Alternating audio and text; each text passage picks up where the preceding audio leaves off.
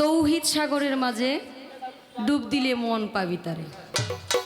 রব কোথায় তোর মাবুদকে বা জানগা কামেল মুর্শিদ ধরে। তৌহিদ সাগরের মাঝে ডুব দিলেই মন পাবি তারে। অন্ধলোক যদি চশমা পরে তাহলে কি আর সঠিক সন্ধান পায়?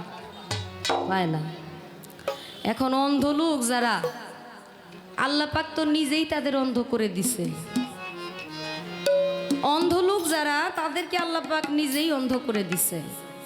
পবিত্র কোরআনে সূরা বাকারার মধ্যে আল্লাহ পাক বলেছে, আমি যার অন্তরের মধ্যে মোহর মেরে দিয়েছি সে আমার আলেমদেরকে, যারা ইলম শিক্ষা করেছে, জ্ঞানী আমার বন্ধুদেরকে কখনোই চিনতে পারবে না। তারা চশমা পড়লেই কি হবে আর না পড়লেই কি হবে? আল্লাহ পাকের কথা তো অস্বীকার করার কিছু নাই। এখন অন্ধলোকের তৌহিদ সাগর, ওখানে গেলেই কামেল মুর্শিদের কাছে হাত রাখলেই সে বুঝতে পারবে যে আসলে তৌহিদ সাগরের মধ্যে আমার স্রষ্টা আছে।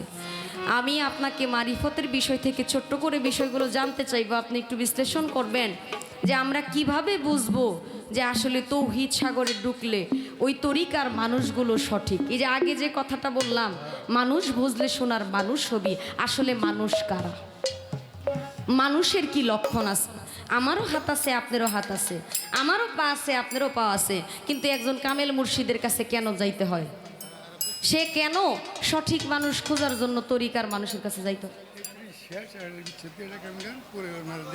আচ্ছা আচ্ছা আচ্ছা আচ্ছা আচ্ছা ঠিক আছে।